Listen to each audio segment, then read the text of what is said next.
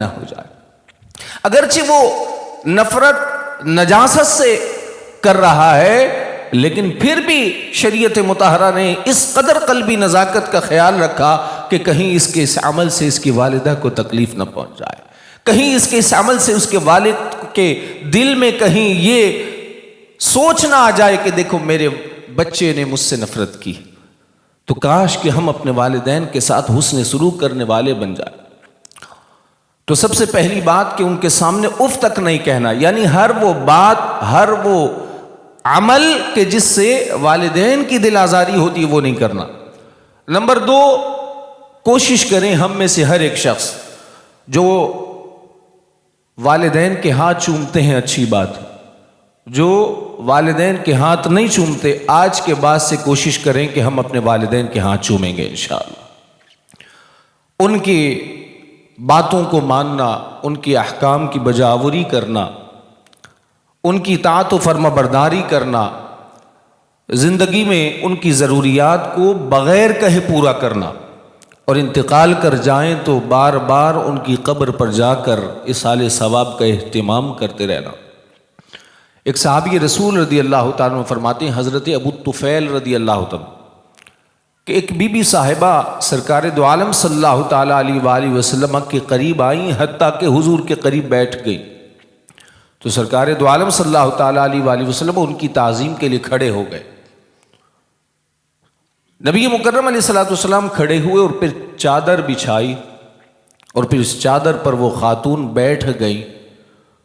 تو وہیں پہ ایک شخص تھے حضرت ابو طفیل، وہ کہتے ہیں کہ میں نے پوچھا لوگوں سے یہ کون ہے؟ فرمایا یہ نبی مکرم علیہ السلام کی وہ والدہ ہیں جنہوں نے حضور کو دودھ پلایا. سب حضور ان کی تعظیم کے لیے کھڑے ہو گئے. تو آپ دیکھیں کہ سرکار دو عالم صلی اللہ تعالیٰ علیہ وآلہ وسلم حضرت حلیمہ سعدیہ رضی اللہ تعالیٰ عنہا کی تعظیم کے لیے کھڑے ہو گئے. کس قدر حضور نے ان کی تعظیم و تکریم کی، کھڑے ہو کر استقبال کیا اور پھر ان کو اپنی چادر پر بیٹھایا. اللہ اکبر، یہ ہے حسن سلوک کا انداز. آج آپ دیکھیں سوشل میڈیا پر کہ کس طریقے سے طوفان بدتمیزی ہے. اسی شہر کراچی کی بات کرتا ہوں کہ ایک شخص نے اپنے والدین کو گھر سے نکالا اور اولڈ ہوم میں جمع کروا دیا. پتہ لگا کہ والد صاحب کا گھر ڈیفنس میں ہے، ایک بیٹا پائلٹ ہے، ایک بیٹا انجینئر ہے، بیٹی جو ہے وہ ڈاکٹر ہے، لیکن آج والد صاحب گھر پہ نہیں ہے، اولڈ ہوم میں زندگی کو گزار رہے ہیں. دریائے راوی کے کنارے ایک والد صاحب زندگی کو گزار رہے ہیں، بچوں نے والد صاحب کو گھر سے نکال دیا، آج وہ دریائے راوی کے نیچے وہ والد زندگی گزار رہا ہے. یہ ہمارے یہاں سوچ اور فکر یقیناً اس معاشرے میں جو بے راہ روی آ رہی ہے وہ تربیت کے نہ ہونے کی وجہ سے آ رہی ہے. کاش کہ ہم اپنے بچوں کی اچھی تربیت کریں. اور والدین کی قدر اسی شخص کو ہوتی ہے عام طور پر کہ جس کے والدین اس دنیا میں نہیں رہتے. عام طور پہ یہی ہوتا ہے کہ جب والدین چلے جاتے ہیں پھر احساس بیدار ہوتا ہے، کاش کہ میں اپنی والدہ کو اپنے ہاتھوں سے کھلاتا، کاش کہ میں اپنے والد کو اپنے ہاتھوں سے کھلاتا، کاش کہ میں ان کے کہنے سے پہلے ان کی ضروریات کو پورا کر دیتا. تو آج وقت ہے جن کے والدین حیات سے ہیں ان کی قدر کریں، ان کی ضروریات کو پورا کریں، اور جن کے والدین اس دنیا سے چلے گئے ہیں ان کی قبر پر جا کر معافی مانگیں، اصال ثواب کا اہتمام کریں اور اپنے بچوں کو دینی لائن کی طرف لائیں. حدیث پاک میں سرکار دو عالم صلی اللہ تعالیٰ علیہ وآلہ وسلم نے فرمایا، اذا مات الانسان انقطع عنہ عمله الا من ثلاث، صدقۃ جاریہ او علم ينتفع به او ولد صالح يدعو له. کریم آقا علیہ السلام نے فرمایا کہ جب انسان مر جاتا ہے اس کے عمل کا سلسلہ ختم ہو جاتا ہے. کچھ لوگ آپ کو ملیں گے کہیں گے کیوں کرتے ہو بھائی تیجا، کیوں کرتے ہو 40واں؟ یہ تو حدیث میں آیا کہ جب انسان مر جاتا ہے عمل کا سلسلہ ختم ہو جاتا ہے. تو پھر کیوں کر رہے ہو تیجا، کیوں کر رہے ہو 40واں، کیوں کر رہے ہو برسی؟ تو آپ کہیں اس حدیث کو اگر آپ مکمل پڑھ لیں تو جواب مل جائے گا. کریم آقا فرمانے کہ جب انسان مر جاتا ہے اس کے عمل کا سلسلہ ختم ہو جاتا ہے. پھر اگر حدیث کو مکمل کریں تو جواب مل رہا ہے کہ 3 اعمال ایسے ہیں کہ اس دنیا سے جانے کے بعد بھی ثواب ملتا رہتا. آپ حدیث میں غور کریں کہ جب انسان مر جاتا ہے عمل کا سلسلہ ختم. اس کا مطلب کیا ہے؟ محدثین فرماتے ہیں اس کا مطلب یہ ہے انقطع عنہ التکلیف، یعنی اب جس کا انتقال ہو گیا ہے وہ مکلف نہیں رہا، نہ وہ نماز پڑھ سکتا ہے، نہ روزہ رکھ سکتا ہے، نہ زکوٰۃ دے سکتا ہے. یہ مطلب نہیں ہے کہ اس کے مرحومین، اس کے گھر والے، اس کے اعزاء و اقرباء اگر اہتمام کریں تو یہ ثواب نہیں پہنچے گا، یہ ہرگز مطلب نہیں ہے.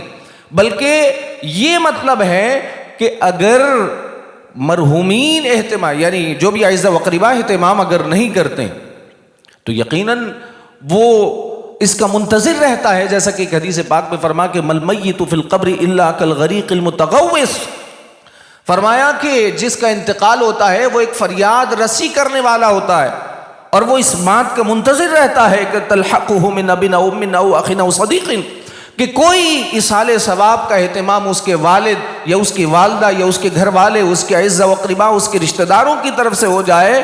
وہ اس بات کا منتظر رہتا ہے کہ اس کی طرف سے کوئی صدقہ کر دیا جائے، وہ اس بات کا منتظر رہتا ہے کہ اس کی طرف سے کسی غریب کو کپڑے دے دیے جائیں، وہ میت اس بات کا منتظر رہتا ہے. تو اس بات کو ہمیں ذہن میں رکھنا چاہیے کہ میت کے انتقال کے بعد عمل کا سلسلہ ختم، یعنی جو اس دنیا سے چلا گیا ہے اب وہ کوئی کام نہیں کر سکتا. لیکن فرمایا 3 اعمال ایسے ہیں کہ ان کے اس دنیا کے جانے کے بعد بھی ثواب ملتا رہتا ہے. نمبر 1 صدقہ جاریہ. کوئی بھی صدقہ جاریہ کا اہتمام کریں.